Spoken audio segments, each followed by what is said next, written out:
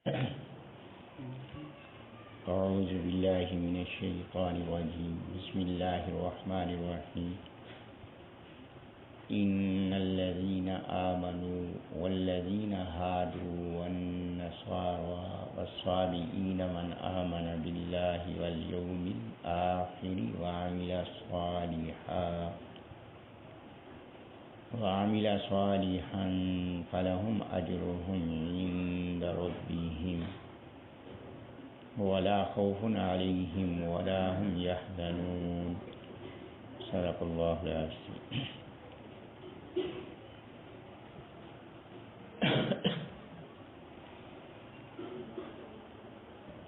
یہ سورۃ البقرہ کا 8واں رکوع ہے۔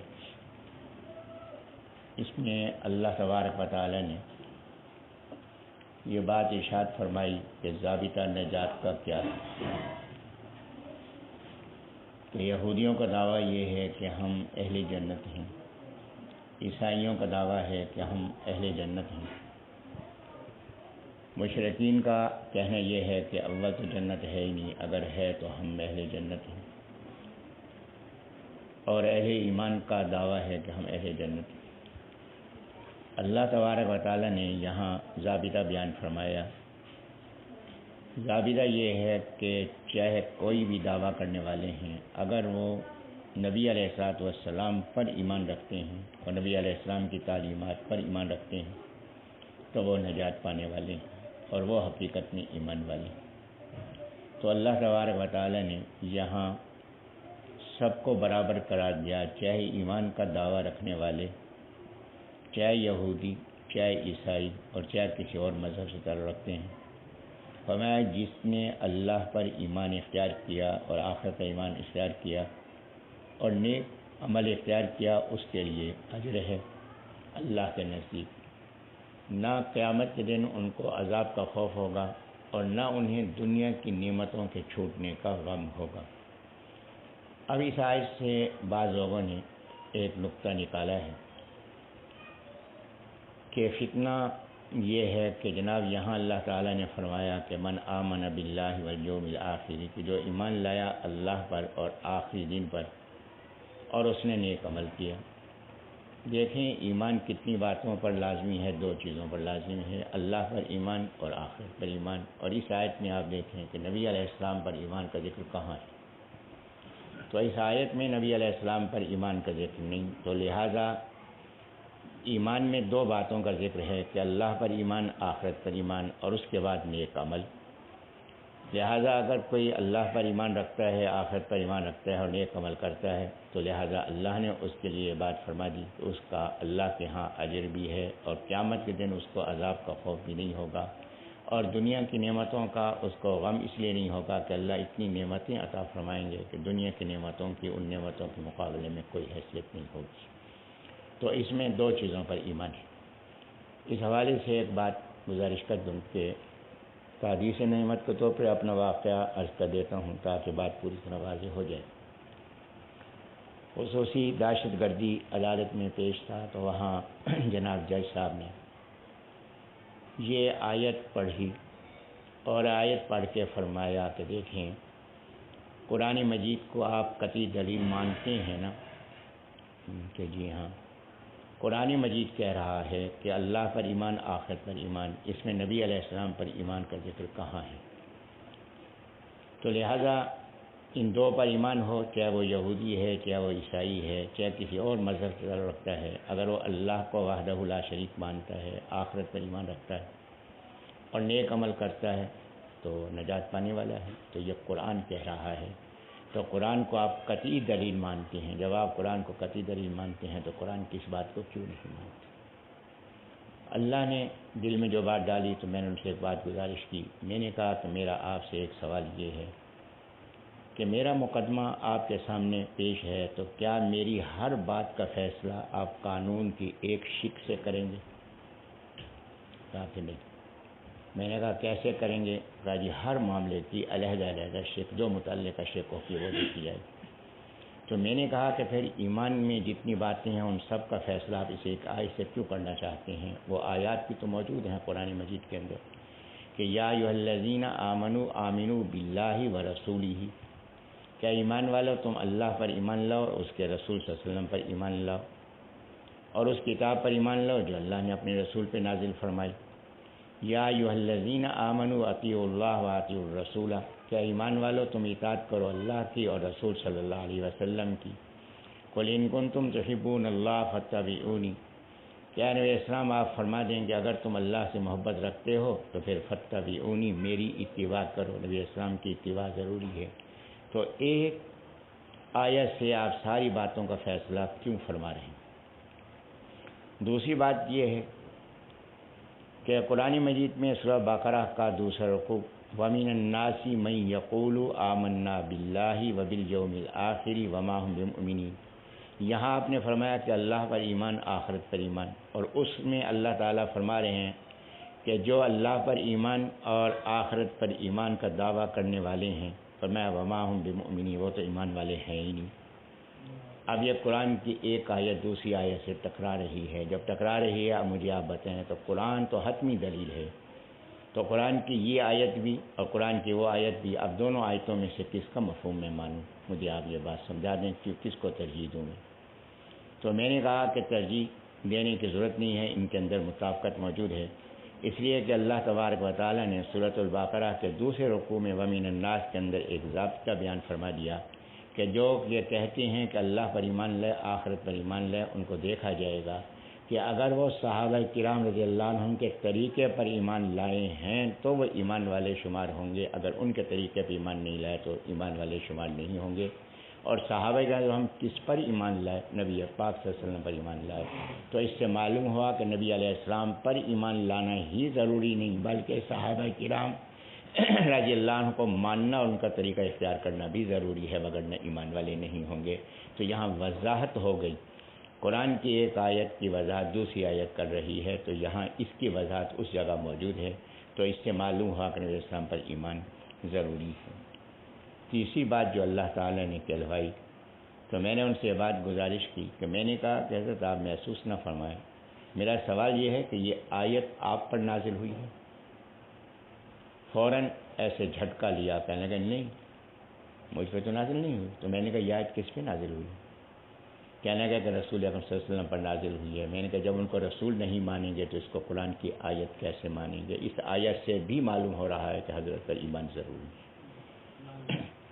تو لہٰذا دور حاضر کے فتنوں میں ایک فتنہ یہ ہے، اور یہ بات ذہن نشین فرما لی ہے، حضرت کے تشریف لانے کے بعد نبی علیہ السلام کے ذریعے سے ہی ایمان ہوگا، کسی اور ذریعے سے ایمان اللہ کے ہاں قبول نہیں ہوگا۔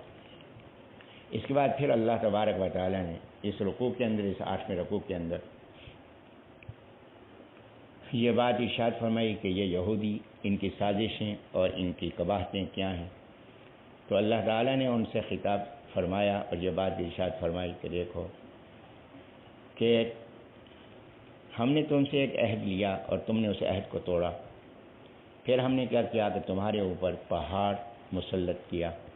یہ واقعہ قرآن مجید میں متعدد مقام پر آیا ہے کہ جب حضرت موسیٰ علیہ نبینا علیہ السلام کتاب لائے تورات، تو ان یہودیوں نے اس پہ عمل کرنے سے انکار کر دیا۔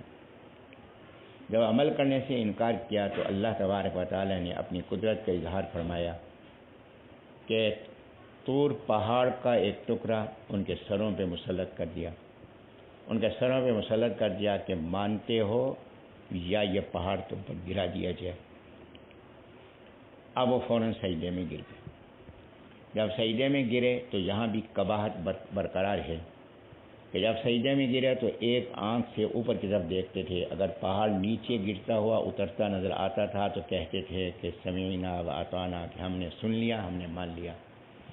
اور اگر وہ دیکھتے کہ پہاڑ اپنی جگہ پر ہے، نیچے نہیں ہماری طرف آ رہا، تو سمعنا و عصینا، تو یہ بات آگے بھی آ رہی ہے، عصینا کہ ہم نے نہیں مانا، ہمارے بس کی بات نہیں اس پر عمل کرنا۔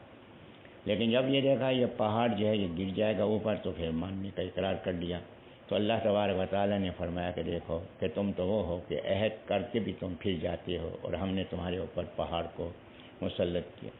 اب اس پہاڑ کے حوالے سے میں نے یہ بات گزارش کی کہ اس کا ذکر قرآن متعدد مقام پر آیا ہے، لیکن اب اس پہ دو اعتراض ہیں۔ ایک اعتراض یہ ہے کہ اللہ تبارک و تعالیٰ نے آگے تیسرے پارے میں فرمایا کہ لا اکراہ فی الدین، کہ دین میں زبردستی نہیں۔ اس کا مفہوم تو انشاءاللہ وہاں بیان ہوگا، لیکن یہاں جو بات میں عرض کرنا چاہ رہا ہوں کہ زبردستی نہیں، جب زبردستی نہیں تو اللہ نے ان پہ پہاڑ کیوں مسلط کیا؟ پہاڑ ان کے سروں پہ کیوں اللہ نے مسلط کیا؟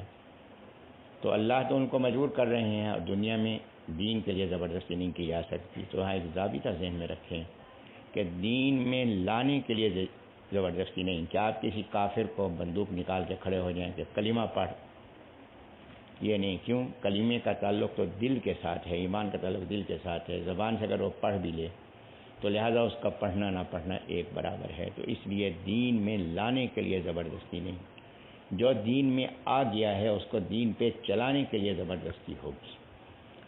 کہ دیکھیے ایک ملک میں ایک آدمی نہیں رہتا، اس ملک کا قانون اس پہ لاگو نہیں ہوگا، لیکن جب ایک آدمی ایک ملک کی شہریت اختیار کر لے تو اب اس کے لیے اس ملک کے قانون کی خلاف ورزی کی گنجائش نہیں۔ تو جو دین میں آ گئے، اب کیونکہ انہوں نے خود مطالبہ کیا تھا کہ ہمیں کوئی قوانین کا مجموعہ لا کر دیا جائے، احکامات کا مجموعہ لا کر دیا جائے، ہم اس پر عمل کریں، تو اللہ تعالیٰ نے ان کی فرمائش پر تورات عطا فرمائی اور اس کے اندر احکامات دیے کہ اس میں عمل کریں۔ اب وہ مانگنے کے بعد خود اس پہ عمل سے گریزاں ہیں، تو لہٰذا اس وجہ سے ان پر یہ پہاڑ مسلط کیا گیا۔ دوسری بات یہ کہ حضرت یہ نہیں تھا، اس کی تعویل کی ہے۔ تعویل کیا کی ہے؟ تعویل یہ ہے کہ جناب کیسے ہو سکتا ہے کہ پہاڑ اپنی جگہ سے اکھیڑ کر فضا میں معلق کر دیا جائے؟ کیا پہاڑ فضا میں قائم ہو سکتا ہے؟ اس کی تعویل یہ ہے کہ اللہ تبارک و تعالیٰ نے موسیٰ علیہ السلام سے فرمایا کہ ان کو پہاڑی علاقے میں لے جاؤ۔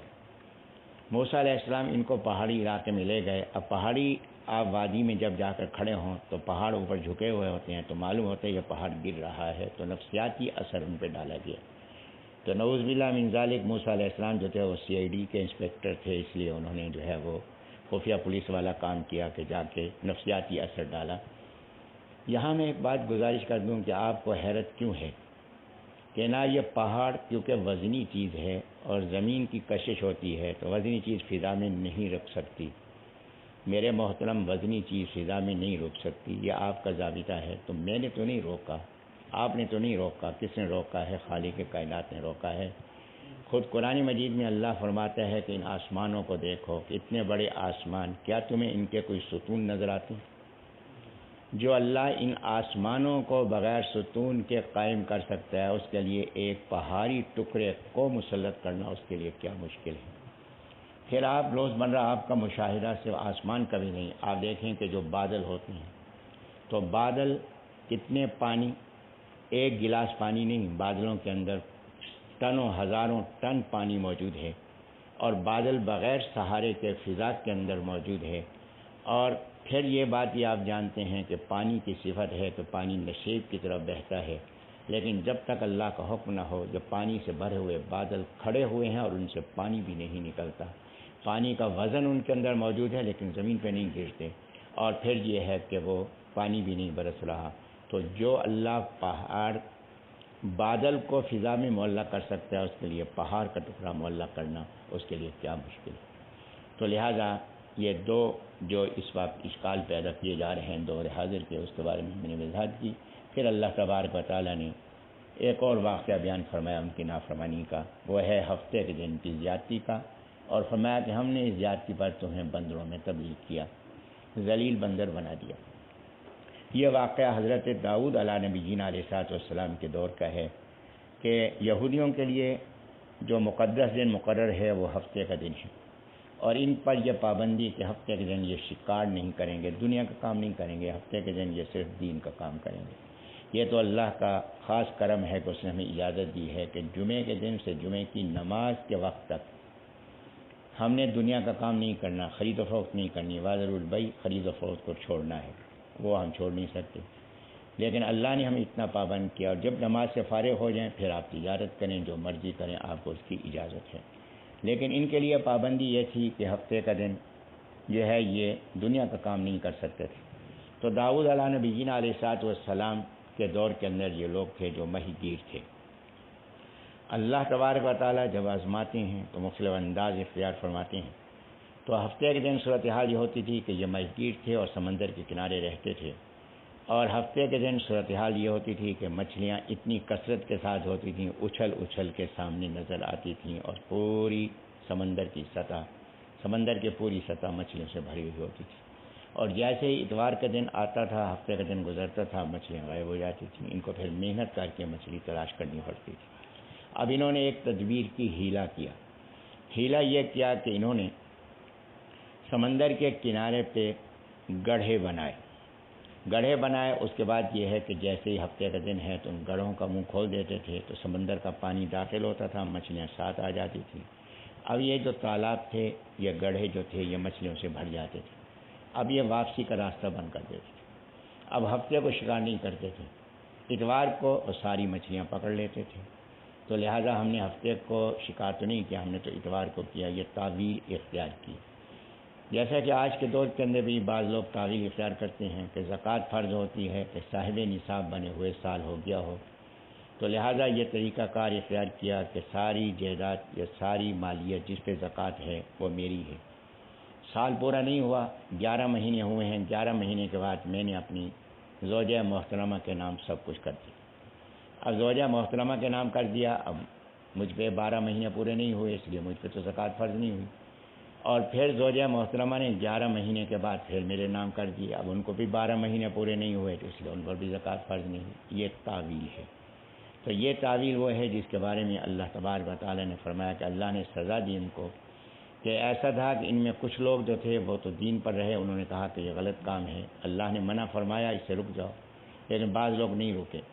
جب نہیں رکے تو جو رکنے والے تھے انہوں نے کہا کہ ایسا نہ ہو کہ تمہاری وجہ سے ہم پہ بھی عذاب آ جائے، تو لہٰذا تم اپنی آبادی کو علیحدہ کرو۔ تو آبادی کے درمیان دیوار ڈال دی گئی، اور یہ جو شکار کرنے والے تھے دیوار کے ایک طرف، اور جو شکار سے روکنے والے تھے یہ دیوار کی دوسری طرف۔ جب دیوار کی دوسری طرف تھے تو ایک دن صبح جب اٹھے تو دیکھا کہ دوسری طرف سے آواز نہیں آ رہی تھی، تو یہ دیوار کو پھلانگ کر دوسری طرف گئے تو سناٹا تھا، کوئی آدمی باہر نظر نہیں آ رہا تھا، گھروں کے دروازے بند تھے، دروازے کھول کے اندر داخل ہوئے، دیکھا کہ انسان نہیں تھے، جتنے انسان تھے وہ بندر بن چکے تھے، اور یہ ان کے کرتے کو پکڑتے تھے اپنے منہ سے، لیکن یہ بھی بے بس تھے، کچھ نہیں کر سکتے تھے، آنکھوں سے آنسو آتے تھے، لیکن کچھ نہیں کیا جا سکتا تھا۔ 3 دن کے بعد یہ بندر جو ذلت کی حالت میں تھے، 3 دن کے بعد اللہ نے ان کا خاتمہ کر دیا۔ اب یہاں بھی بعض لوگوں نے یہ تعویلیں نکالی کہ بات یہ ہے کہ ان کی فطرت بندروں کی ہو گئی تھی۔ میرے محترم، اگر بندروں کی فطرت ہو گئی ہو تو یہ عبرت تو نہیں ہے، یہ سزا تو نہیں ہے، یہ دوسروں کی عبرت تو نہیں بن رہی۔ یہاں اللہ تبارک و تعالیٰ نے یہ بات ارشاد فرمائی کہ ہم نے ان کو بندروں کی شکل میں تبدیل کر کے عبرت بنایا۔ نقال کا لفظ فرمایا کاف کتاب والے کے ساتھ، اگر قاف 2 نقطے کے ساتھ ہو تو وہاں نقال کے معنی نقل کرنے والے کے ہوتے ہیں، اور نقال اگر کاف کتاب والے کے ساتھ ہو تو اس کے معنی عبرت کے ہیں، یہ بغیر شد کے ہیں۔ اور موعظہ فرمایا، موعظہ نصیحت کو کہتے ہیں، تو فرمایا کہ یہ جو واقعہ تھا یہ عبرت تھا نافرمانوں کے لیے، اور یہ واقعہ نصیحت تھا ماننے والوں کے لیے، متقیوں کے لیے۔ تو اللہ نے اس کی 2 حیثیتیں واضح فرمائیں۔ تو عبرت تبھی تھا جب وہ بندر بنے ہیں تو ان کے لیے عبرت ہے، اگر وہ بندر نہیں بنے تو پھر ان کے لیے یہ عبرت کیسے ہو سکتی ہے؟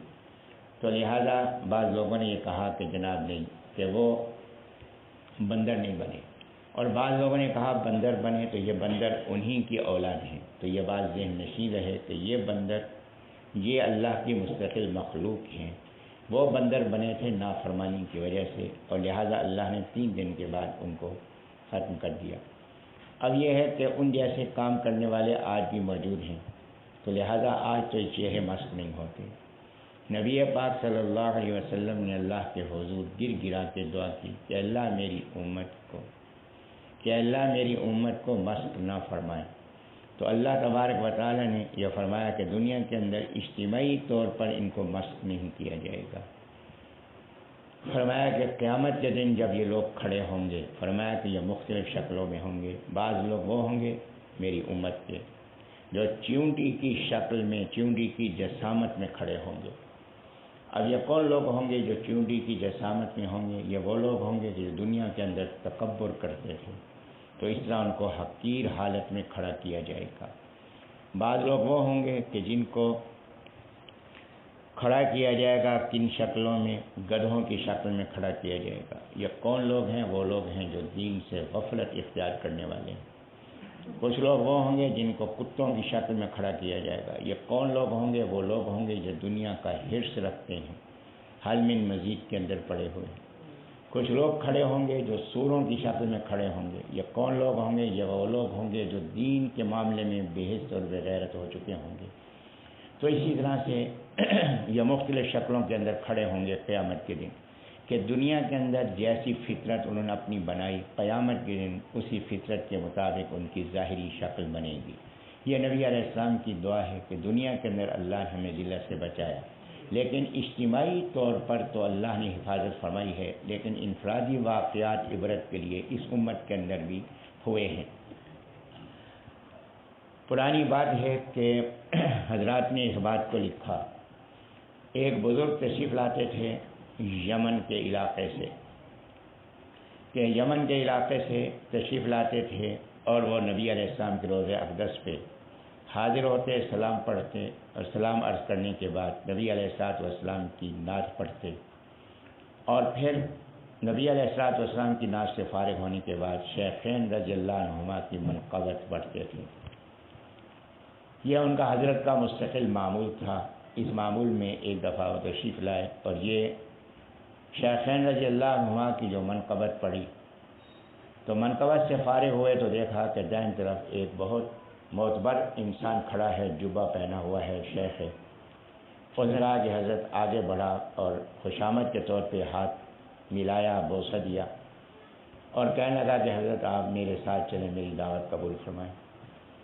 اللہ والوں کا عجیب مزاج ہے، کوشش ہوتی ہے کہ کسی کا دل نہ دکھے، ہو سکتا ہے کہ اسی وجہ سے مزید جو ہے یہ دین سے وابستہ ہو جائے۔ حضرت تشریف لے گئے، اس کے ساتھ جب تشریف لے گئے تو ایک بہت بڑی بلڈنگ تھی، اس کا بہت بڑا پھاٹک تھا۔ وہ پھاٹک کے قریب پہنچا، اس نے آواز دی تو ملازمین نے پھاٹک کھولا، یہ اندر داخل ہوا، کہا پکڑ لو اس کو۔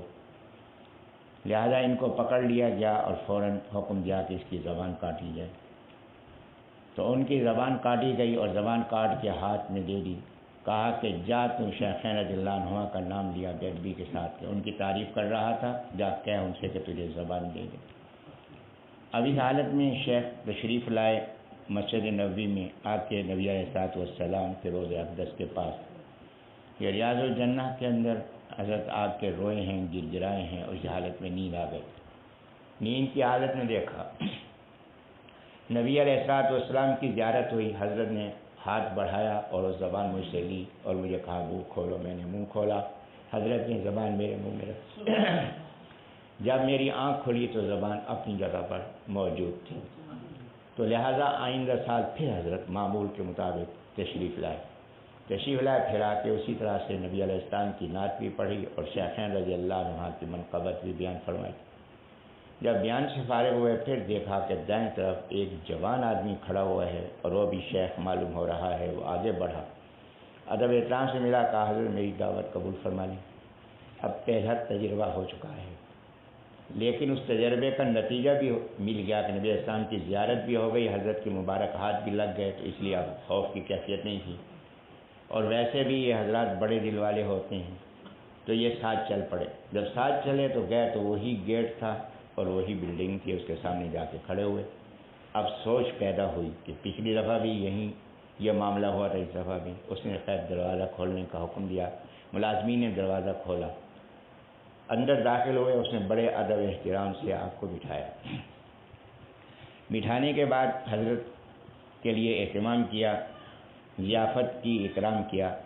اب حضرت کو تعجب کی جگہ وہی ہے اور لیکن انداز مختلف ہے۔ ضیافت سے فارغ ہوئے تو کہا کہ حضرت ایک درخواست ہے کہ حضرت مبارک اپنے قدم جو ہیں اس گھر کے اندر بھی آپ پھیر دیں، میرے ساتھ چلیں میرے۔ ایسے کرتے ہوئے ایک کمرے کی طرف لے گیا، جو کمرہ کھول کے دیکھا تو وہاں 2 ریچھ بندھے ہوئے تھے۔ وہاں ایک ریچھ بندھا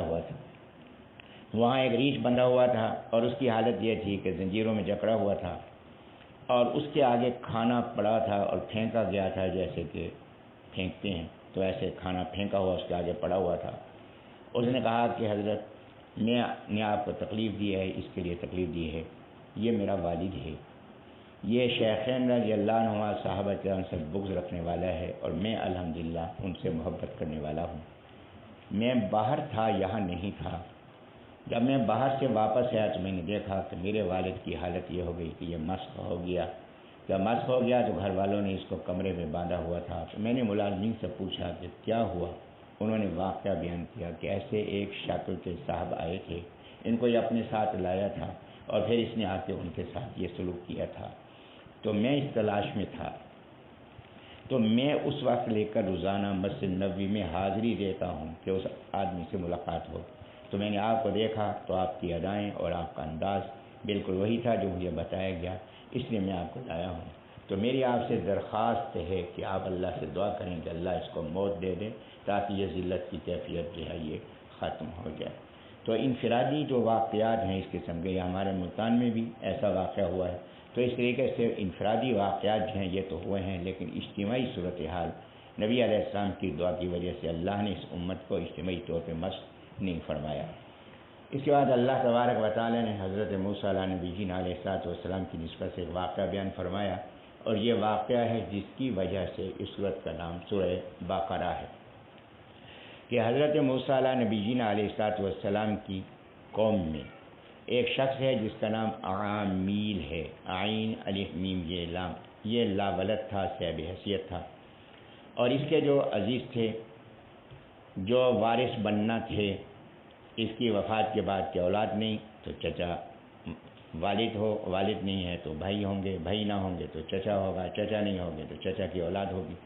تو اس کے چچا کی اولاد تھی جو شرعی طور پہ وارث بننے والی تھی، لیکن وہ انتظار میں تھے کہ اس کو موت تو آتی نہیں، بوڑھا کب مرے گا کہ اس کے مرنے پہ جو ہے وہ مال ہمیں ملے گا۔ لہذا انہوں نے یہ کہا کہ یہ تو مرتا نہیں ہے، اس سے پہلے تو ہم مر جائیں گے اور مال ہمیں نہیں ملے گا۔ تو انہوں نے خفیہ طور پر اس کو قتل کر دیا، اور قتل کرنے کے بعد اس کی لاش ایک آبادی میں جا کے ڈال دی۔ اب شرعی ضابطہ یہ ہے کہ اگر کہیں لاش مل جائے تو اگر اس کا قاتل معلوم نہ ہو تو جس جگہ سے لاش ملے گی اس علاقے کے لوگوں سے قسم لی جائے گی، اگر وہ کہیں گے جو ہمیں نہیں معلوم اس کا قاتل کون ہے تو وہ دیت ادا کریں گے اس کے ورثاء کو۔ اب یہاں لاش ملی، جب لاش ملی تو بستی والوں کو موسیٰ علیہ السلام نے جمع فرمایا کہ ہاں یہ قتل کس نے کیا؟ ان کا ہم قسم اٹھاتے ہیں کہ ہم نے قتل نہیں کیا۔ اب جو عامیل کے وہ جو ورثاء تھے انہوں نے کہا کہ حضرت لاش یہاں سے مل رہی ہے اور بظاہر یہ صورتحال ہے تو کیسے ہو سکتا ہے کہ قتل نہیں کیا؟ تو اب یہ کہا کہ دیت بھی ہمیں دی جائے، ان کا خون بہا بھی دیا جائے اور ہمیں عامیل کی جائیداد بھی دی جائے۔ اللہ سے تو کوئی بات پوشیدہ نہیں۔ اب انہوں نے معاملہ جب بڑھا، اختلاف بڑھا، تو حضرت موسیٰ علیہ السلام سے درخواست کی کہ حضرت آپ اللہ سے دعا کریں کہ اللہ قاتل کی نشاندہی فرما دیں۔ حضرت موسیٰ علیہ نبی جی علیہ السلام نے اللہ تعالیٰ سے دعا کی تو اللہ تعالیٰ نے فرمایا کہ ایک گائے لیں، گائے کو ذبح کریں اور ذبح کرنے کے بعد اس کا گوشت اس مردے کے ساتھ لگائیں، یہ مردہ کھڑا ہوگا اور اپنے قاتل کا نام بتلائے گا۔ اب انہوں نے جو ورثاء تھے سوالات کرنے شروع کر دیے کہ حضرت گائے کیسی ہو؟ پہلی تو بات یہ ہے کہ آپ مذاق کرتے ہیں، کبھی گائے کے گوشت گائے زندہ بھی نہیں، گائے کو پہلے ذبح کرو، اس کو مارو، مارنے کے بعد پھر اس مردے کا گوشت لگاؤ، اس کے ساتھ یہ زندہ ہوگا؟ کیا زندگی اور اس کا آپس میں کوئی تعلق بنتا ہے؟ تو آپ ہمارے ساتھ مذاق کر رہے ہیں۔ حضرت موسیٰ علیہ نبی جی علیہ السلام نے فرمایا کہ میں اللہ کی پناہ میں آتا ہوں غیر مناسب بات کرنے سے، یہ تو جاہلوں کا کام ہے کہ دین کے معاملے کے اندر میں تم سے مذاق کروں گا۔ کہا کہ اچھا تو ٹھیک ہے، آپ یہ اللہ سے پوچھیں کہ وہ گائے کیسی ہو، یہ معلوم ہوتا ہے کہ وہ خاص گائے ہوگی، عام گائے نہیں۔ تو حضرت موسیٰ علیہ السلام نے دعا فرمائی، اللہ تعالیٰ نے کچھ صفات بیان فرمائی، پھر انہوں نے سوال کیا، اللہ نے پھر اس کا رنگ بیان فرما دیا، پھر انہوں نے سوال کیا، نبی حضرت موسیٰ علیہ السلام نے اللہ کے حکم پر مزید علامات بتلا دیں، تو وہ گائے لی گئی۔ اللہ کا نظام ہے کہ ایک آدمی جو اللہ کا نیک بندہ تھا اس کا انتقال ہونے لگا، تو اس کا بیٹا تھا، تو کہا کہ میرے بعد یہ بیٹا کیا کرے گا، کوئی وسائل بھی نہیں ہے۔ اس کے بعد ایک گائے کا بچہ تھا، اس نے اس گائے کے بچے کو جنگل میں جا کے چھوڑ دیا۔ اللہ سے دعا کی کہ اللہ اس کو میں چھوڑ رہا ہوں، اس کو حفاظت فرما اور میرا بیٹا اس کا مالک بنے، اور وہ اس کی تنگ دستی اس کے اندر اس میں پیدا نہ ہو، اس کی تنگ دستی اس وجہ سے دور ہو۔ اب صورتحال یہ ہوئی کہ اس کا انتقال ہو گیا۔ انتقال ہونے کے بعد بچہ بڑا ہو گیا۔ جب بڑا ہوا تو اس نے والدہ سے کہا کہ میرے والد نے کوئی چیز میرے لیے چھوڑی ہے۔ کہا کہ ہاں، گائے کا ایک بچڑا اس نے چھوڑا تھا، تم جاؤ وہاں جنگل میں، وہاں جا کے اعلان کرو۔ جب اعلان کرو گے کہ اللہ کہ میرے باپ نے جو امانت سپرد کی تھی وہ امانت مجھے عطا فرما دے، تو اللہ تمہیں عطا فرما دے گی۔ اب ادھر یہ واقعہ ہو گیا۔ جب ادھر یہ واقعہ ہوا تو اس واقعے کے بعد جب یہ شرائط بیان فرمائیں، یہ ساری شرائط وہ تھیں جو اس گائے کے بچے کے اندر تھیں، تو اب یہ اس کی خریداری کے لیے چلے کہ جی علامتیں جس میں ہوں لیں۔ اب وہاں صورتحال یہ تھی کہ جس پر تو وہ لڑکا یہ گائے لے کر چلا ہے، جنگل سے آ رہا تھا گھر کی طرف، تو راستے میں اللہ نے فرشتہ بھیجا انسانی شکل میں۔ اس نے کہا کہ یہ بیچنی ہے۔ اس نے کہا بیچنی تو ہے، لیکن یہ ہے کہ میں والدہ سے پوچھ کر بیچوں گا۔ تو اس کے بعد اس نے اللہ کا پیغام پہنچایا کہ دیکھو کہ کسی کے کہنے پہ یہ بیچنا نہیں، اور جو بیچنا ہے تم نے بھرپور قیمت لے کر اس کو بیچنا ہے۔ وہ فرشتہ جو انسانی شکل میں آیا تھا وہ غائب ہو گیا۔ اب یہ چلا، اس نے آ کے والدہ سے بات کی، تو اس طرح سے یہ لوگ خریدار پہنچے۔ جب خریدار پہنچے تو لہذا فرشتے نے جو ہدایات دی تھی، اس نے کہا کہ یہ بیچنی ہے مگر ایک شرط پہ۔ قیمت کتنی ہوگی؟ اس نے کہا اس کی کھال سونے کی بھری ہوئی میں لوں گا اور اس کے بدلے میں یہ دوں گا۔ لہذا اب کیونکہ مجبوری تھی، اور اس مجبوری کی وجہ سے لہذا کھال سونے سے بھری ہوئی اس کو دی گئی۔ مطلب طے ہوا، طے ہونے کے بعد گائے کو ذبح کیا گیا۔ ذبح کرنے کے بعد پھر اس کی جو کھال تھی وہ سونے سے بھر کے اس کے حوالے کی گئی، اور پھر اس کے گوشت کا ٹکڑا لگایا گیا۔ جب گوشت کا ٹکڑا لگایا گیا تو یہ کھڑا ہوا مقتول، اور اس نے اپنے قاتلوں کا نام بتلایا کہ یہ میرے قاتل ہیں۔ اب اس پہ یہ بات کہ 8ویں رکوع میں اور 9ویں رکوع کے شروع کے اندر بھی اللہ نے اسی بات کو بیان فرمایا ہے، اور یہ واقعہ مکمل ہوا ہے۔ اور یہ واقعہ پورے قرآن مجید میں اس مقام پر ہے، اور کیونکہ گائے کا تعلق ہے اور گائے کو باقرہ کہتے ہیں، اس لحاظ سے اس سورت کا نام سورہ باقرہ ہے۔ اب اس پہ ایک اشکال پیدا ہو رہا ہے۔ اشکال یہ پیدا ہو رہا ہے کہ بچہ چھوٹا تھا، اس وقت اس کے والد نے یہ گائے کا بچہ یہ جنگل میں چھوڑا، تو گائے کی عمومی عمر کتنی ہوتی ہے؟ اب بچہ جب بڑا ہوا ہوگا، 15 سال کا بھی ہوا ہوگا، تو 15 سال تو کیا گائے 15 سال زندہ رہتی؟ جب گائے 15 سال زندہ نہیں رہتی تو پھر یہ واقعہ کیسے ہو سکتا ہے؟ تو اس کی کوئی نہ کوئی تعویل کرنا پڑے گی۔ میرے محترم، ایک بنیادی بات ذہن نشین فرما لیں، وہ یہ کہ اللہ تبارک و تعالی خبر دے رہا ہے، تو اللہ کی بات کے اندر تو قطعیت ہے کہ کیا اللہ کے اختیار میں بھی نہیں، اللہ کی قدرت میں بھی نہیں، کہ اللہ تبارک و تعالی اگر حضرت نوح علیہ نبینا علیہ السلام کو 1050 سال کی زندگی دے سکتا ہے، اور میری اور آپ کی زندگی 60-70 کی ہے، تو کیا ہم یہ کہیں کہ عام معمول کے لحاظ سے ناممکن ہے کہ نبی علیہ السلام کی زندگی نہیں ہو سکتی؟ اصحاب کہف کو اللہ تبارک و تعالیٰ 309 سال غار کے اندر زندہ رکھ سکتا ہے، اس اللہ کے لیے کیا مشکل ہے؟ تو لہذا اللہ کی قدرت کو اپنی عقل کے تابع نہ کریں، اپنی عقل کو اللہ کی خبر کے تابع کریں، تو پریشانی نہیں ہوگی، گمراہی پیدا نہیں ہوگی۔ تو یہاں انہوں نے سوالات کیے، اور سوالات کی وجہ سے وہ پھنستے ہوئے چلے گئے، اور انہیں یہ تو معلوم ہوا کہ شریعت کے احکام پر سوالات نہیں بلکہ شریعت کے احکامات کی فوری طور پہ تعمیل ہونی چاہیے۔ اس حوالے سے ایک بات آگے بھی انشاءاللہ آئے گی۔ دوسرا اعتراض یہ ہے کہ حضرت کیا مقتول جو ہے، جس کو قتل کیا گیا ہے، کہ اگر وہ مرتے ہوئے بیان دے دے کہ میرا فلاں قاتل ہے، کہ اس کی بنیاد پر فیصلہ کیا جا سکتا ہے؟ ہو سکتا ہے اس کو غلط فہمی ہوئی ہو، لیکن میرے محترم یہ اس کی بنیاد پر فیصلہ نہیں، بلکہ یہاں آپ ایک بات دیکھیں کہ اگر موسیٰ علیہ السلام کو اللہ قاتلوں کا نام بتا دیتے تو یہ بدگمان قوم ہے، یہ موسیٰ علیہ السلام کا انکار کرتی اور کفر میں مبتلا ہو جاتی. یہ اللہ کی رحمت ہے کہ اللہ تبارک و تعالیٰ نے ظاہری سبب ایسا پیدا فرما دیا کہ اس ظاہری سبب کے لحاظ سے معاملہ نبی پر، اللہ کے رسول پر بدگمانی کا نہ بن سکا. اب یہاں یہ کہ اللہ تبارک و تعالیٰ نے جو اس واقعہ کو ظاہر فرمایا، اس واقعہ کے ظاہر فرمانے سے کتنی حکمتیں، کتنے اشارے ہیں. سب سے پہلی بات یہ کہ اللہ کی قدرت کا اظہار ہے. یہ بات میں نے گزارش کی کہ گائے اتنی لمبی عمر تک زندہ رہے اور اس کے حالت بھی اس کی ایسی ہو کہ بچہ بھی اس کا پیدا نہ ہو، تو لہٰذا یہ اللہ کی قدرت کا اظہار ہے. تو پہلی بات یہ ہے کہ یہ اللہ کی قدرت کا اظہار ہے. دوسری بات یہ حضرت موسیٰ علیہ نبینا علیہ الصلوۃ والسلام کا معجزہ ہے، حضرت کی رسالت کی دلیل ہے. تیسری بات یہ کہ عام طور پہ یہ تاثر کہ جناب مرنے کے بعد کیا زندہ ہوں گے کہ نہیں ہوں گے، اللہ نے اس کو عملی نمونہ سامنے کر کے دکھا دیا ہے. جو اللہ اس کو کھڑا کر سکتا ہے وہ اللہ تمہیں بھی کھڑا کر سکتا ہے. چوتھی بات یہ ہے کہ یہ جو کھڑا ہوا ہے مقتول، یہ کس لیے کھڑا ہوا ہے؟ یہ فیصلے اور انصاف کے لیے کھڑا ہوا ہے. تو اس میں اشارہ ہے کہ تمہارا کھڑا ہونا بھی فیصلے کے لیے کھڑا ہونا ہوگا تاکہ جزا اور سزا کا فیصلہ جو ہے وہ کیا جا سکے.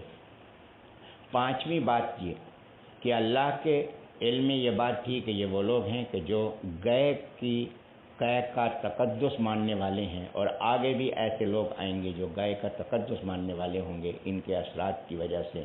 تو اللہ نے گائے کو ذبح کرایا کہ جو چیز اپنی زندگی کی مالک نہیں ہے وہ تمہاری معبود کیسے ہو سکتی ہے. تو اس بات کا اظہار بھی اس کے اندر، یعنی ایک ہی عمل کے اندر کتنی حکمتیں ہیں جن کا اظہار فرمایا گیا.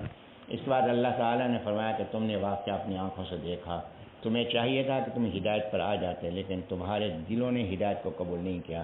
تمہارے دل جو ہیں وہ پتھروں کی طرح سخت ہیں. فرمایا کہ نہیں، پتھروں سے بھی زیادہ سخت ہیں. پتھر تین قسم کے ہیں. ایک قسم کے پتھر وہ ہیں کہ جن سے پانی تیزی کے ساتھ بہتا ہے، چشمے نکلتے ہیں. اور ایک قسم کا پتھر وہ ہے کہ جس کے اندر پانی نکلتا تو ہے لیکن تھوڑا تھوڑا نکلتا ہے. اور بعض پتھر وہ ہیں کہ جن سے پانی نہیں نکلتے لیکن وہ اللہ کا خوف رکھتے ہیں، اللہ کے خوف سے گر جاتے ہیں. فرمایا کہ تمہارے اندر ان میں سے کوئی صفت موجود نہیں، تمہارے دل تو پتھروں سے بھی سخت ہیں. اس کے اندر ایک اشارہ اور ہے. ایک اشارہ یہ ہے کہ انسان تین قسم کے ہیں، انسانوں کے دل تین قسم کے ہیں. بعض لوگ وہ ہیں کہ جو آبشاروں کی طرح سے پانی بہاتے ہیں، کہ جو اللہ کے دین کا پیغام کہاں کہاں پہنچاتے ہیں. یہ اول درجے کے لوگ. دوسرا گروہ ان لوگوں کا ہے کہ جو دین کا کام تو کرتا ہے لیکن پہلوں کے مقابلے میں کم کرتا ہے. تیسرا گروہ ان لوگوں کا ہے کہ جو دوسروں کی اصلاح تو نہیں کر سکتا لیکن اپنے اندر اصلاح رکھتا ہے اور خود اللہ کا خوف رکھتا ہے، اللہ پر ایمان رکھتا ہے. تو یہ فرمایا کم سے کم درجہ ہے کہ جو بیان کیا گیا ہے، اور کوشش اس بات کی ہو کہ وہ اللہ کے دین کو زیادہ سے زیادہ لوگوں تک پہنچایا جائے. اس بعد اللہ تعالیٰ نے فرمایا کہ یہ یہودی تمہاری بات مانیں گے، جنہوں نے اللہ کے کلام میں تبدیلی پیدا کر دی وہ تمہاری بات کو کیسے قبول کریں گے. پھر اس کے بعد اللہ تبارک و تعالیٰ نے ان کی ایک اور سازش بیان فرمائی. فرمایا کہ بعض یہودی اپنائیت کے اظہار کے لیے مسلمانوں سے یہ بات کہہ دیتے تھے کہ ہاں نبی علیہ السلام کے آنے کی خبر ہماری کتاب میں بھی دی ہوئی ہے. تو ایسے بات بتا دیتے تھے.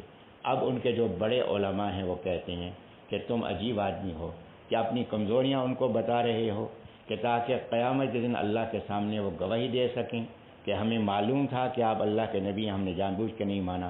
اب یہاں اللہ فرما رہے ہیں ان کی حقیقت دیکھیں کہ اللہ کو پتہ نہیں ہے. یعنی یہ اس بات سے تو ڈر رہے ہیں کہ یہ ہمارے گواہ نہ بنے، ہماری نافرمانی کے گواہ نہ بنے. ان کو اس بات کا خوف نہیں ہے کہ اللہ تو اس نافرمانی کو دیکھ رہا ہے، سزا دینے والا بھی وہی ہے اور جاننے والا بھی وہی ہے، تو اللہ سے کیسے بچیں گے. تو یہاں اللہ نے حماقت ان کی جو ہے واضح کی ہے کہ خواصت بھی ہے اور حماقت بھی ہے. اس کے بعد اللہ تبارک و تعالیٰ نے فرمایا کہ ان کی حالت یہ ہے کہ یہ تورات کے اندر اپنے ہاتھ سے تغیر و تبدل کرتے ہیں اور دنیا کمانے کے لیے ایسے مسائل بیان کرتے ہیں کہ تاکہ لوگ ان پہ مطمئن ہوں اور اس طرح سے دنیا کمانے والے بن جائیں. فرمایا ان کا دعویٰ ہے کہ ہم جنتی ہیں، اگر جہنم میں گئے بھی تو چند دن جہنم میں گئے بھی تو چند دن جو ہے وہ ہم جہنم میں جائیں گے، مستقل ہم جہنم میں نہیں جائیں گے.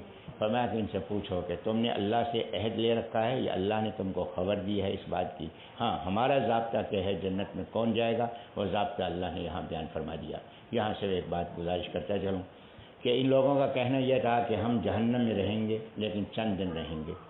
اب ان میں کئی گروہ ہیں جن کے علیحدہ علیحدہ نظریات ہیں۔ ایک گروہ وہ ہے جو کہتا ہے کہ دیکھیں کہ اللہ تبارک و تعالی ہمیں حکم دے گا کہ جہنم میں جاؤ۔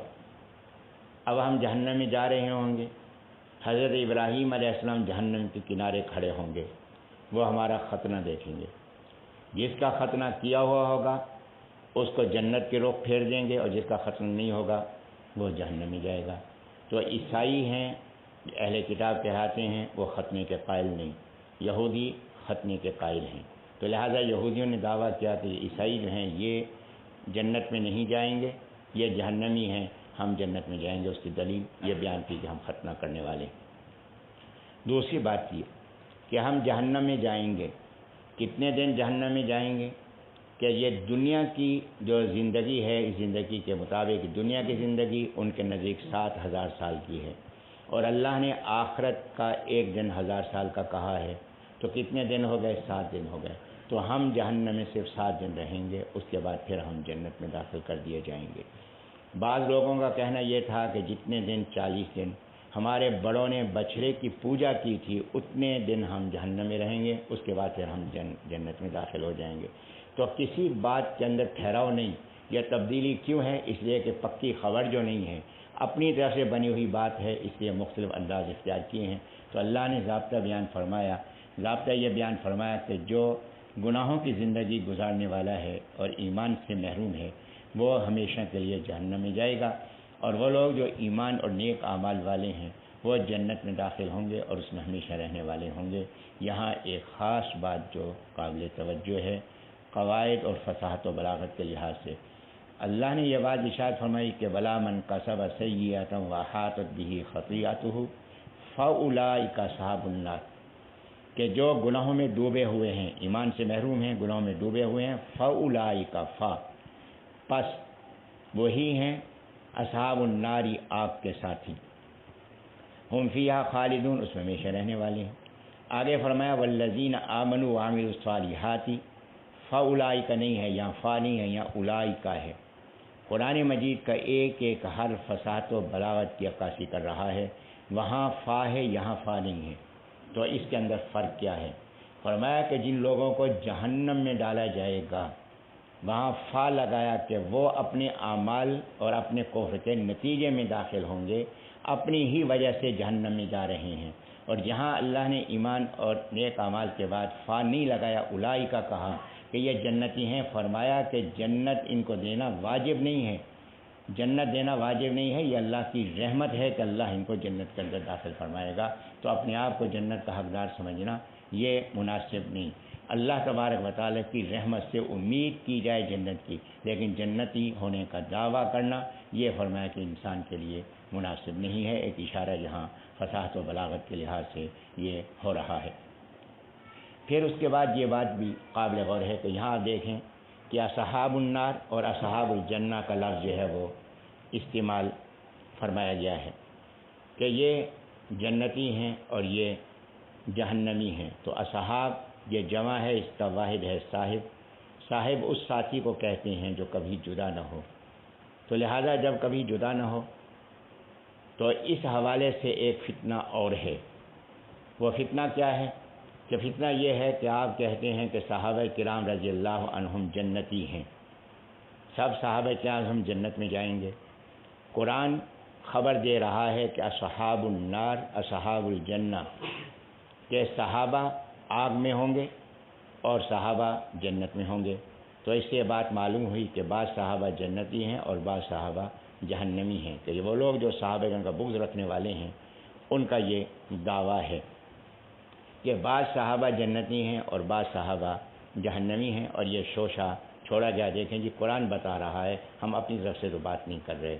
تو یہاں میں گزارش کر دوں کہ یہ لا علمی سے فائدہ اٹھانے والی بات ہے کہ اصحاب النار اور اصحاب الجنہ کے معنی یہ نہیں ہے کہ صحابہ جو ہیں وہ جہنم میں ہوں گے یا جنت میں ہوں گے، بلکہ یہ ہے کہ آگ کے صحابہ آگ کے دوست، آگ کے صحابی، آگ کے ساتھی اور جنت کے ساتھی۔ تو یہاں ذہن نشین فرما لیں کہ حضرات صحابہ کرام رضی اللہ عنہم نہ اصحاب الجنہ ہیں نہ اصحاب النار ہیں۔ صحابہ کرام رضی اللہ عنہم کو صحابہ کیوں کہتے ہیں؟ یہ اصحاب النبی صلی اللہ علیہ وسلم ہیں، جو نبی علیہ السلام کے اصحاب ہیں۔ تو اصحاب یہ جمع ہے، اس کا واحد ہے صاحب، اور صاحب اس ساتھی کو کہتے ہیں جو کبھی جدا نہ ہو۔ تو یہ اصحاب النبی صلی اللہ علیہ وسلم ہیں جو دنیا کے اندر نبی علیہ السلام کے طریقے سے جدا نہیں تھے، اور آخرت میں نبی علیہ السلام کے جسم اطہر سے جدا نہیں ہوں گے۔ جہاں نبی علیہ السلام ہوں گے وہاں یہ حضرات صحابہ کرام رضی اللہ عنہ موجود ہوں گے۔ یہاں اصحاب النار کہا جو آگ میں ڈالے جائیں گے، وہ آگ کے ساتھی ہیں، آگ سے کبھی نہیں نکلیں گے۔ جو اصحاب الجنہ جو جنت کے ساتھی ہیں، وہ جنت میں داخل کیے جائیں گے اور جنت سے کبھی نہیں نکلیں گے۔ اور اصحاب النبی صلی اللہ علیہ وسلم وہ ہیں جو نبی علیہ السلام کی رفاقت سے کبھی نہیں نکلیں گے۔ تو دنیا کے اندر حضرت کے طریقے پر اور آخرت کے اندر حضرت کے جسم اطہر کے ساتھ۔ اور نبی علیہ السلام کس مقام پر ہوں گے کہ میں اور آپ اگر اصحاب الجنہ ہو جائیں تو یہ ہماری خوش نصیبی کی بات ہے۔ یہ حضرات جو صحابہ کرام کہاں ہوں گے، بس ایک بات ذہن میں رکھ لیں کہ نبی پاک صلی اللہ علیہ وسلم کی خبر اور قرآن مجید کی خبر کے مطابق جنت کا سب سے اونچا جو مقام ہے وہ جنت الفردوس ہے، اور جنت الفردوس سب سے اونچا مقام اور عرش عظیم اس کی چھت ہے۔ تو عرش عظیم جنت الفردوس سے بلند ہے اور اس سے زیادہ مقدس ہے۔ نبی علیہ السلام معراج کے موقع پہ تشریف لے گئے تو یہ عرش عظیم کہاں تھا؟ حضرت کے قدموں کے نیچے تھا۔ تو حضرت کا مقام تو عرش عظیم سے بھی اونچا مقام ہے۔ میرا عقیدہ ہے اور آپ کا بھی عقیدہ یقیناً یہی ہوگا کہ نبی علیہ السلام کا جسم اطہر نہیں، نبی علیہ السلام کے جسم اطہر سے لگنے والی مٹی عرش عظیم سے مقدس ہے۔ تو نبی علیہ السلام جس اونچے مقام پر ہوں گے، حضرات صحابہ کرام رضی اللہ عنہم اسی اونچے مقام پر ہوں گے۔ صرف ایک مثال حضرت کے ارشاد گرامی کی میں عرض کر دوں۔ نبی علیہ السلام نے فرمایا کہ اہل جنت کے جنت والے، اب جنت کے جو اونچے مقامات والے ہیں، فرمایا کہ یہ جنت والے ابو بکر عمر رضی اللہ عنہما کا جنت میں مقام اور ان کا مکان ایسے دیکھیں گے جیسے زمین والے آسمان کے ستارے دیکھتے ہیں، کہ اتنا بلند مقام ان کا ہوگا، ابو بکر رضی اللہ عنہ کا، عمر رضی اللہ عنہ کا۔ تو اسی سے اندازہ فرما لیں کہ حضرات صحابہ کرام کس بلند مقام پر ہوں گے جنت کے اندر۔ اس کے بعد یہ رکوع نمبر 10 ہے، وَإِذْ أَخَذْنَا مِيثَاقَ بَنِي إِسْرَائِيلَ لَا تَعْبُدُونَ إِلَّا اللَّهَ۔ یہ اس رکوع کے اندر اللہ تبارک و تعالیٰ نے ضابطہ خبر بیان فرمائی ہے کہ اللہ تعالیٰ نے بنی اسرائیل سے، یہودیوں سے عہد لیا تھا کہ عہد پہلے تو اپنے بارے میں لیا کہ شرک نہیں کرو گے، اور اس کے بعد والدین کے ساتھ اچھا سلوک کرو گے، اور اللہ کے حکم کے مطابق عبادت جو ہے اس کو تم اختیار کرو گے۔ پھر اسی رکوع کے اندر اللہ تبارک و تعالیٰ نے ایک بات یہ بیان فرمائی کہ ہم نے ان کو 3 حکم دیے تھے، اپنی برادری کے حوالے سے ان کو 3 حکم دیے تھے۔ ایک حکم یہ تھا کہ آپس میں ایک دوسرے کو قتل نہیں کرنا، ایک حکم ان کے لیے تھا۔ دوسرا حکم یہ تھا کہ ایک دوسرے کو گھروں سے نہیں نکالنا۔ تیسرا حکم یہ تھا کہ اگر کوئی تمہارا ہم مذہب دشمن کی قید میں آ جائے تو اس کا معاوضہ دے کر اس کو رہا کرانا ہے۔ اب ان کا طریقہ کیا تھا کہ مدینہ منورہ کے اندر 2 بڑے قبائل تھے، اوس اور خزرج، ان کی آپس میں لڑائی ہوتی تھی۔ جب ان کی آپس میں لڑائی ہوتی تھی تو ان میں یہودیوں کے بھی اس وقت جو تھے 3 قبیلے تھے، 2 قبیلے بڑے تھے، ایک بنو قریظہ تھا اور ایک بنو نذیر تھا۔ تو ان میں سے ایک قبیلہ اویس کے ساتھ تھا، قریظہ قبیلہ جو ہے وہ قبیلہ اوس کے ساتھ تھا، اور جو دوسرا قبیلہ بنو نذیر ہے تو خزرج کے ساتھ تھا، معاہدہ تھا۔ جب اوس اور خزرج میں لڑائی ہوتی تھی تو یہ قریظہ والے اوس والوں کا ساتھ دیتے تھے، اور بنو نذیر والے جو ہیں یہ خزرج والوں کو ساتھ دیتے تھے۔ جب ساتھ دیتے تھے تو ظاہر ہے کہ ایک دوسرے کو قتل بھی کرتے تھے، اور پھر ایک جو غالب آتا تھا دوسروں کو گھروں سے بھی نکالتا تھا۔ لیکن جو تیسرا کام یہ کرتے تھے کہ ان کا کوئی قیدی، اپنے مذہب کا کوئی قیدی اگر اس قبیلے کے پاس ہوتا، یا اگر اوس کے ساتھ والے بنو قریظہ ہیں اور بنو نذیر والا جو ہے وہ قیدی ہے اوس کے پاس، تو یہ اوس والوں کو پیسے دے کر اپنے ہم مذہب کو چھڑا دیتے تھے۔ پوچھا جاتا تھا یہ تمہاری مخالفت میں لڑنے والا تھا تو اس کیوں چھڑا رہے ہو؟ کہا کہ اللہ نے ہمیں حکم دیا ہے، اس حکم پر ہم عمل کر رہے ہیں۔ تو اللہ فرماتے ہیں کہ ہم نے حکم 3 دیے، 2 کی خلاف ورزی کر رہے ہیں، ایک کو مان رہے ہیں۔ اور یہاں اللہ نے ایک عجیب ذات کا بیان فرمایا اور اس سے اجتناب کرنا ہے۔ فرمایا کہ یہ وہ لوگ ہیں کہ جو کچھ پر ایمان رکھتے ہیں اور کچھ کا انکار کرتے ہیں، کہ ایک بات ہے پوری نہیں ماننی، آدھی ماننی ہے اور آدھی نہیں ماننی۔ تو لہذا فرمایا کہ اس طریقے سے اپنے آپ کو بچاؤ، یہ یہودیوں کا طریقہ ہے۔ تو آج اللہ ہمارے حال پہ رحم فرمائے کہ ہمارے بہت سے حضرات اسی طریقے کو جو ہے وہ اختیار کیے ہوئے ہیں کہ حدیث پر عمل کی دعوت دیں گے، لیکن آدھی حدیث پہ عمل کریں گے، آدھی حدیث پہ عمل نہیں کریں گے۔ مثال کے طور پر ایک بات جو ہے وہ قابل غور ہے کہ وہ حضرات جو یہ دعویٰ رکھتے ہیں کہ حدیث پر عمل کی ہم آپ کو ترغیب دے رہے ہیں، ان کی کتاب جو نماز کی کتاب ہے اس کے اوپر ایک حدیث لکھی ہوئی ہے، سلو کما رأیتمونی اصلی، کہ تم نماز پڑھو ایسے جیسے تم نے مجھے نماز پڑھتے ہوئے دیکھا ہے۔ دیکھیں جناب یہ حدیث ہے، نماز پڑھتے ہوئے دیکھا ہے، ٹھیک میرے محترم، اس حدیث کو پورا پڑھو، اس کے اوپر عمل کرو۔ تو لہٰذا یہاں حضرت نے فرمایا سلو کما رأیتمونی اصلی، تم نماز پڑھو ایسے جیسے تم نے مجھے نماز پڑھتے ہوئے دیکھا ہے۔ کیا نبی علیہ السلام نے فرمایا کہ تم نماز پڑھو ایسے جیسے کہ بخاری میں نماز لکھی ہوئی ہے؟ کیا نبی علیہ السلام نے فرمایا کہ نماز پڑھو ایسی جیسے کہ حدیث کے اندر نماز ہے؟ نہیں، فرمایا کہ سلو کما رأیتمونی اصلی، تم نماز پڑھو ایسے جیسے تم نے مجھے نماز پڑھتے ہوئے دیکھا ہے۔ کیا مانی؟ کہ صحابہ کرام جو ہم نے نماز پڑھی کس کو دیکھ کر؟ نبی علیہ السلام کو دیکھ کر۔ اب ان کے بعد والوں کو چاہیے کہ صحابہ کرام ہم کو دیکھ کر نماز پڑھیں، اور ان کے بعد والوں کو چاہیے کہ اپنے سے پہلے والوں کو دیکھ۔ تو معلوم ہوا کہ نماز وہ پڑھنی چاہیے جو صحابہ کرام رضی اللہ عنہم سے چلتی ہوئی آ رہی ہے۔ اپنی طرف سے نماز تلاش مت کریں، کتابوں میں سے نماز تلاش نہیں کرنی، اس طریقے کو نماز کا اختیار کرنا ہے جو صحابہ کرام سے چلتا ہوا آ رہا ہے۔ اگلی بات، یہ حدیث جو سلو کما رأیتمونی اصلی یہ حدیث ہے، یہ حضرت مالک بن حویرث رضی اللہ عنہ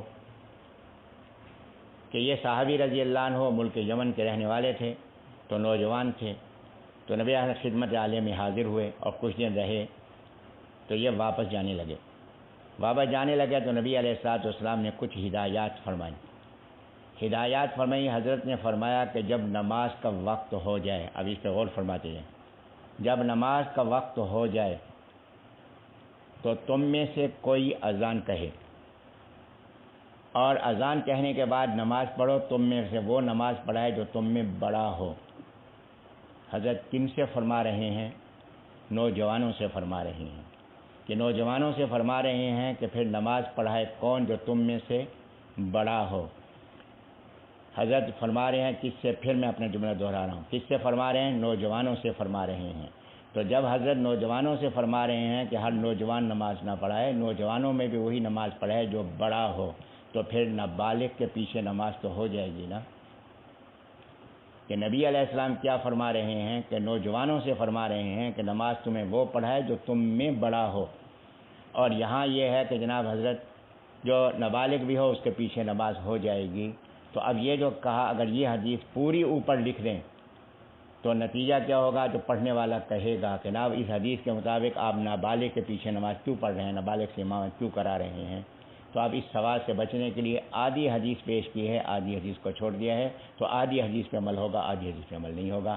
تو فرمایا کہ ایمان والو، یہ یہودیوں کی عادت ہے اور یہ عادت تمہارے اندر منتقل کریں گے، اور تم اس عادت سے اپنے آپ کو بچانے کی پوری کوشش کرو گے کہ ماننا ہے تو پوری بات کو ماننا ہے، آدھی بات کو ماننا، آدھی کو چھوڑنا، یہ اہل ایمان کے لیے مناسب نہیں ہے۔ اس کے بعد اللہ تبارک و تعالی نے یہ رکوع نمبر 13 ہے، رکوع نمبر 12 ہے، وَلَقَدْ آتَيْنَا مُوسَى الْكِتَابَ، رکوع نمبر 11 ہے، وَلَقَدْ آتَيْنَا مُوسَى الْكِتَابَ وَقَفَّيْنَا مِن بَعْدِهِ بِالرُّسُلِ، اس میں پھر اللہ تبارک و تعالی نے حضرت موسیٰ علیہ نبیین علیہ السلام کا اور ان کے بعد بنی اسرائیل کے انبیاء کرام علیہ السلام کا ذکر فرمایا کہ ان میں ایک بات بیان فرمائی کہ یہ نبی علیہ السلام جب تشریف لائے تو انہوں نے نبی علیہ السلام کو ماننے سے انکار کیا۔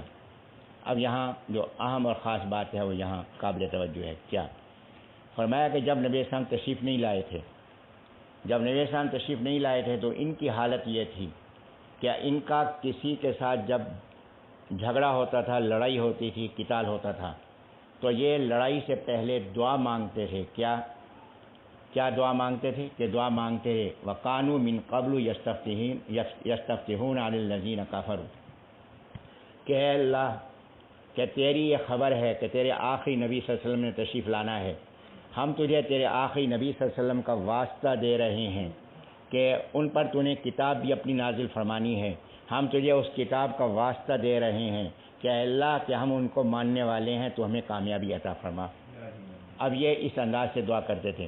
فرمایا کہ جب نبی اسلام تشریف لائے، اب یہ اپنی آنکھوں سے نبی علیہ السلام کی عظمت کو دیکھ چکے تھے، کامیابی ہوتی رہی، نبی علیہ السلام کے وسیلے سے دعائیں مانگتے رہے، لیکن جب نبی اسلام تشریف لائے تو ان کی حالت کیا ہوئی؟ فرمایا فلما جاءہم ما عرفوا کفروا بہ کہ جب حضرت تشریف لائے اور یہ کتاب قرآن مجید کی آ گئی، انہوں نے اس کو پہچاننے کے باوجود اس کا انکار کر دیا۔ پہچاننے کے باوجود دور حاضر کے اندر ایک فتنہ یہ ہے کہ ایک بہت بڑے صاحب نے یہاں ترجمہ کیا ہے کہ انہوں نے کہا کہ فلما جاءہم ما عرفوا جب نبی علیہ السلام تشریف لے آئے تو انہوں نے نہیں پہچانا، اس لیے انکار کر دیا۔ اگر نہیں پہچانا انکار کیا یہ جرم ہوگا، یا پہچاننے کے بعد انکار کرنا یہ جرم ہوگا؟ تو اللہ تبارک و تعالیٰ تو یہاں فرما رہے ہیں کہ ان کا جرم عظیم ہے کہ پہچاننے کے باوجود انہوں نے انکار کیا۔ تو اللہ ہمارے حال پہ رحم فرمائے، ہم اہل کتاب کے کس قدر اعلی کار بنے ہوئے ہیں کہ ہم اس انداز سے ان کے شوشے قبول کر کے آگے منتقل کرتے ہیں۔ تو یہاں ما نافیہ نہیں ہے کہ انہوں نے نہیں پہچانا، ما وہ چیز جس کو عارف ہو انہوں نے پہچان لیا تو انہوں نے اس کا انکار کر دیا۔ ایک بات تو یہ قابل غور ہے، دوسری بات قابل غور ہے کہ اللہ تبارک و تعالیٰ نے فرمایا کہ فلعنۃ اللہ علی الکافرین کہ کافروں پر اللہ کی لعنت۔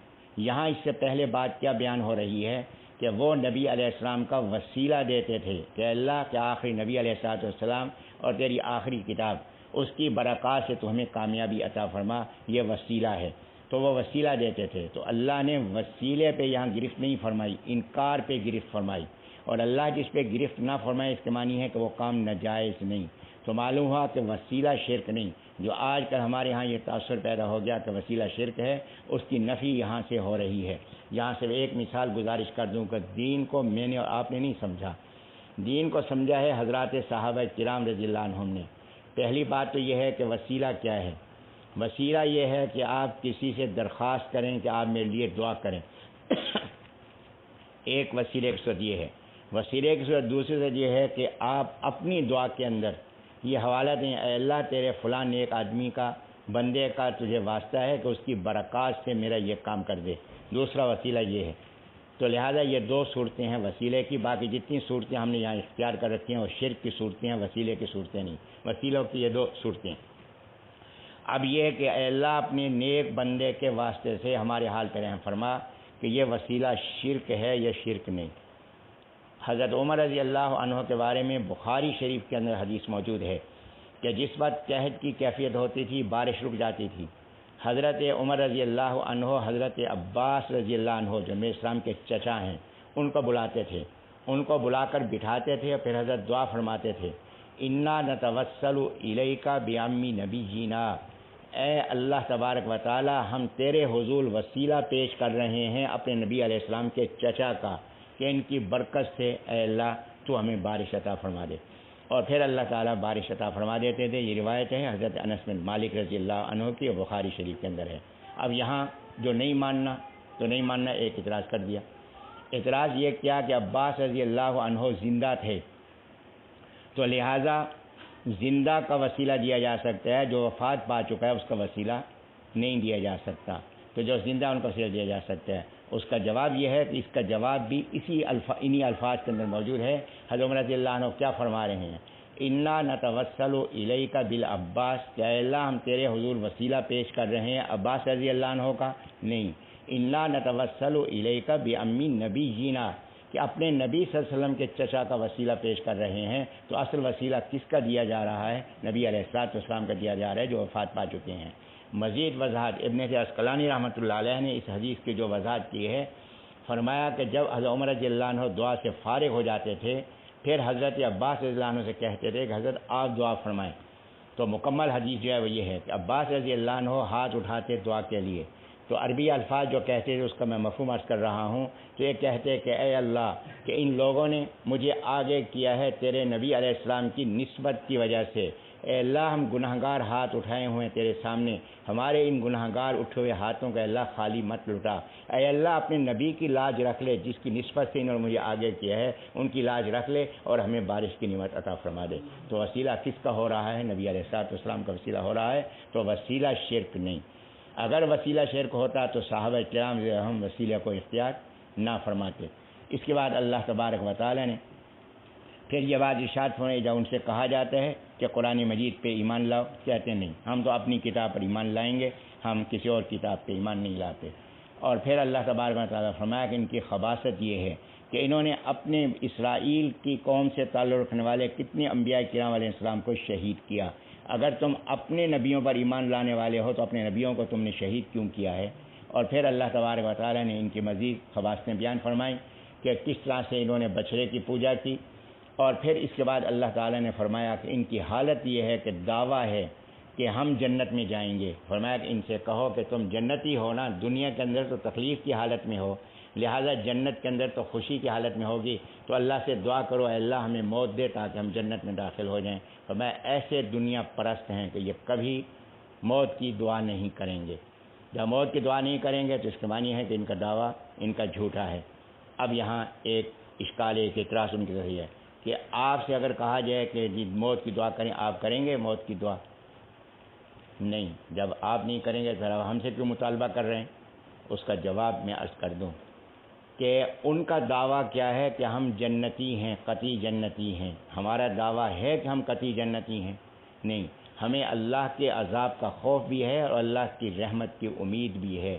ہمیں جنتی ہونے کی امید ہے, جنتی ہونے کا دعویٰ نہیں کہ اللہ تو اپنی رحمت سے اپنے کرم سے اللہ ہمیں جنت عطا فرما دے. ربنا آتنا فی الدنیا حسنہ وفی الآخرۃ حسنۃ وقنا عذاب النار. ہم دعا گو ہیں اللہ سے کہ اللہ آگ سے بچا اور جنت میں داخل فرما. جنت کے دعوے دار نہیں ہیں, مدعی نہیں ہیں. تو یہ فرق ہے, اور وہ جنت کے دعوے دار ہیں اس لیے ان سے کہا جا رہا ہے.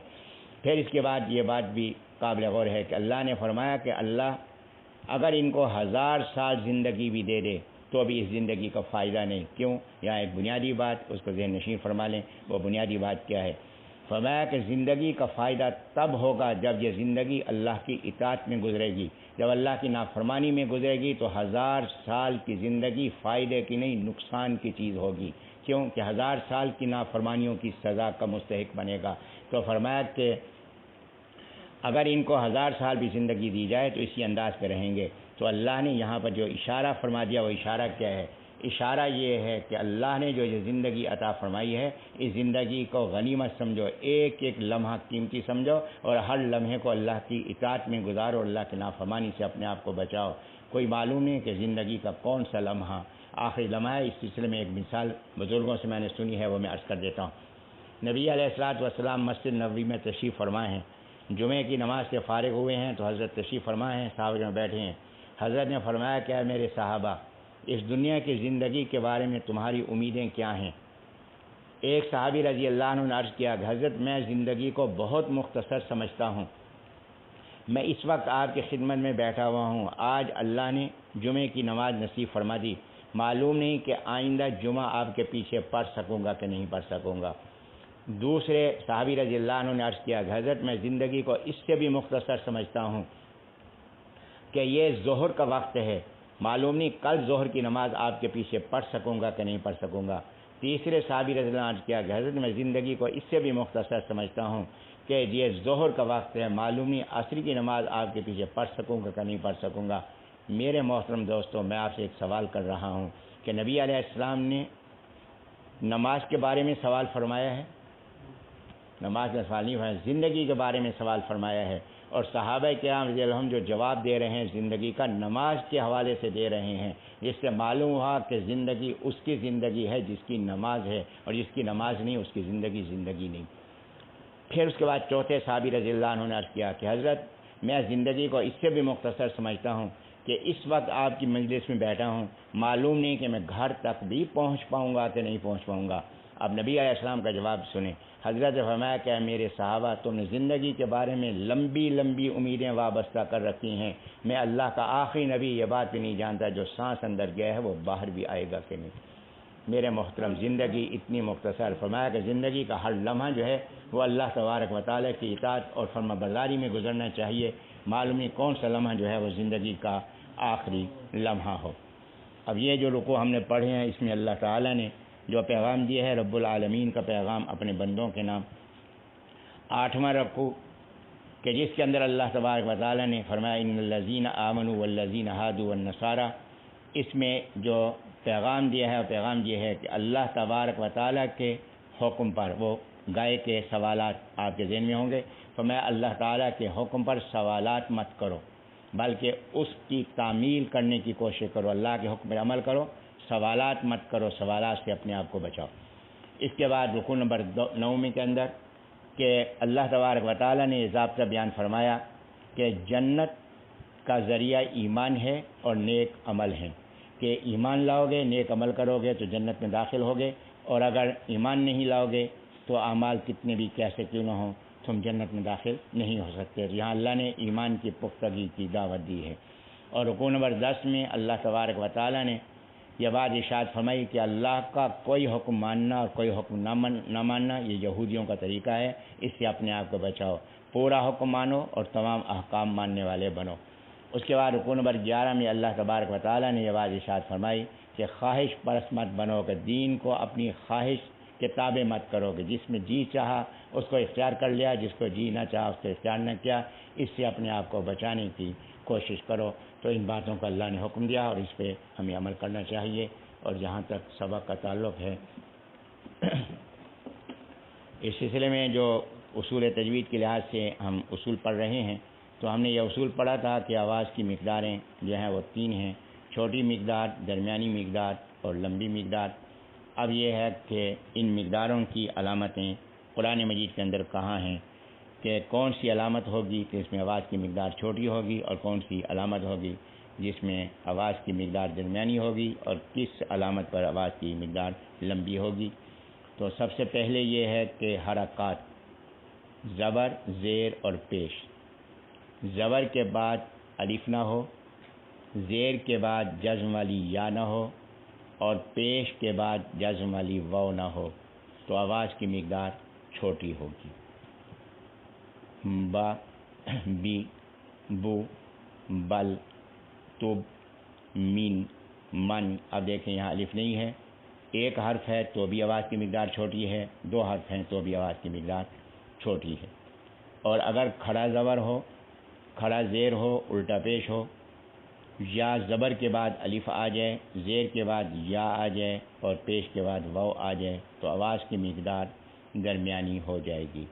فا کھڑا زبر فا، لام کھڑا زبر لا، ہا کھڑا زیر ہی، یا کھڑا زیر یی. اور الٹا پیش ہو تو بھی آواز کی مقدار درمیانی ہوگی.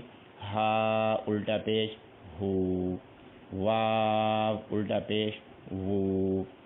اگر الف آ جائے زبر کے بعد تو بھی آواز درمیانی ہو جائے گی. لا، ما، نا، ہا، یا. اگر زیر کے بعد جزم والی یہ آ جائے تو آواز درمیانی ہو جائے گی. فی، لی، می، نی. اسی طرح اگر جزم والی واو آ جائے پیش کے بعد تو بھی آواز کی مقدار درمیانی ہو جائے گی. دو، لو، مو، نو. اور اگر مد کی علامت ہو تو آواز کی مقدار لمبی ہو جائے گی. غا، لا، ما. تو آواز کی مقدار لمبی ہو جائے گی. جہاں تک تلفظ اور مفہوم کا تعلق ہے تو طلباء کل میرے صاحب نے کلمہ طیبہ کو ادا فرمایا تھا تو آج ہم کلمہ شہادت کو ادا کر رہے ہیں. طلباء اور طالبات جو ہیں وہ میرا ساتھ دیں گے. اشہدو اللہ الہ الا اللہ وحدہ لا شریک لہ واشہد ان محمدً عبدہ ورسولہ۔ اشہد، ہاں اس میں خیال فرمائیں گے کہ شین میں آواز منہ میں پھیلتی ہوئی ہونی چاہیے۔ اشہد، اور دوسری بات جس کا خیال رکھنا ہے ہا کی آواز کو بھی ظاہر کرنا ہے، تو بعض حضرات جلدی میں پڑھتے ہیں اشہد، ہا کی آواز جو ہے چھپ رہی ہے، تو ہا کی آواز بھی ظاہر ہونی چاہیے۔ اشہد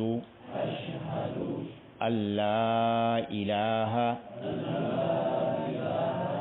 الا اللہ، ہاں اس میں بھی خیال فرمائیں گے، اس کو ال نہیں پڑھیں گے، جو ال پڑھیں گے یہ مجہول ہوگا۔ الا اللہ وحدہ لا شریک لہ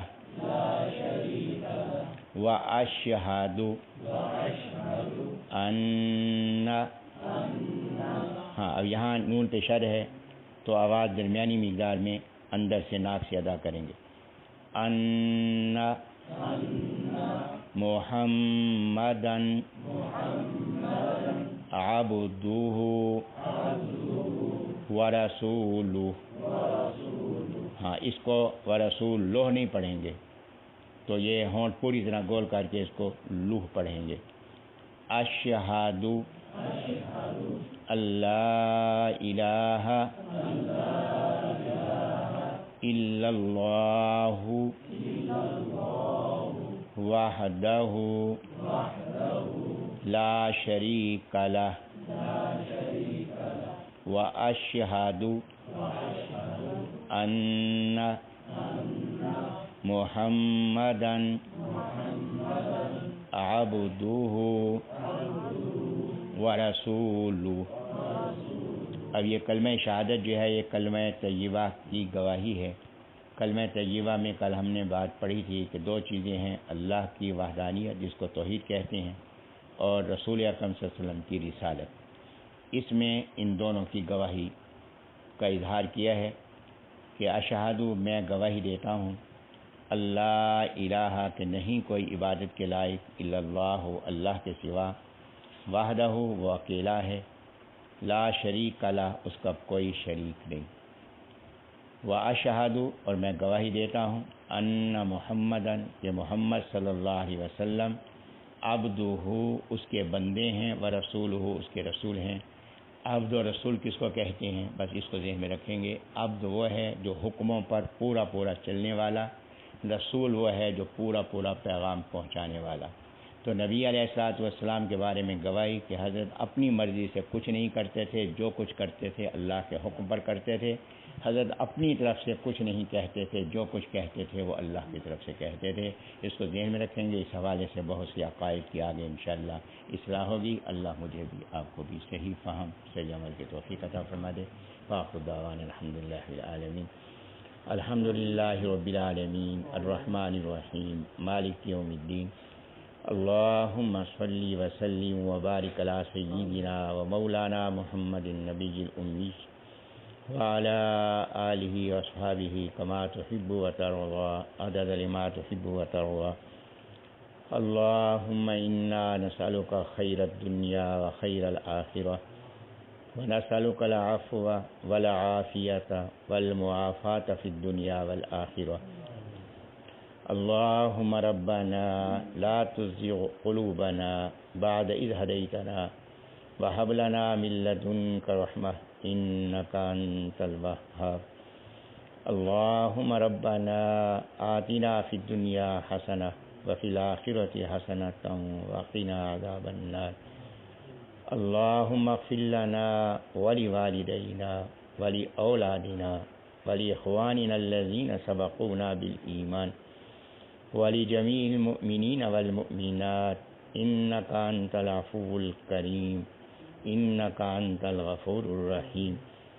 اللہم اید امیر المؤمنین والمجاہدین معہ، اللہم انصرهم ولا تنصر علیہم، اللہم ثبت اقدامهم إنك أنت على كل شيء قدير اللهم ربنا نجنا من القوم الظالمين فانصرنا على القوم الكافرين فانصرنا على القوم الظالمين فانصرنا على القوم المنافقين فانصرنا على القوم الفاسقين اللهم ربنا تقبلنا وتقبل أزواجنا وأولادنا وأموالنا وأحبابنا وأقاربنا وجميع المسلمين والمسلمات كما تقبلت صحاب النبي صلى الله عليه وسلم اللهم نور قلوبنا بالإيمان كما نورت قلوبهم اللهم ارزقنا حبك وحب نبيك وحب صحاب النبي صلى الله عليه وسلم اللهم ألف بين قلوبنا كما ألفت بين قلوبهم اللهم ارزقنا اتباعهم بإحسان وادخلنا معهم في جنات الفردوس برحمتك يا أرحم الراحمين اللهم إنا نسألك علما نافعا وعملا متقبلا ورزقا حلالا طيبا واسعا وسيعا كثيرا نافعا في الدنيا والآخرة وشفاء من كل داء اللهم لا شافي إلا أنت يا شافي الأمراض فاشفنا من كل داء وتقبل منا إنك أنت السميع العليم وتب علينا إنك أنت التواب الرحيم اللهم إنا نسألك من خير ما سألك منه نبيك محمد صلى الله عليه وسلم ونعوذ بك من شر ما استعاذ منه نبيك محمد صلى الله عليه وسلم أنت المستعان وعليك البلاغ ولا حول ولا قوة إلا بالله العلي العظيم صلى الله تعالى على خير خلقه محمد وعلى آله وصحبه أجمعين آمين آمين آمين برحمتك يا أرحم الراحمين.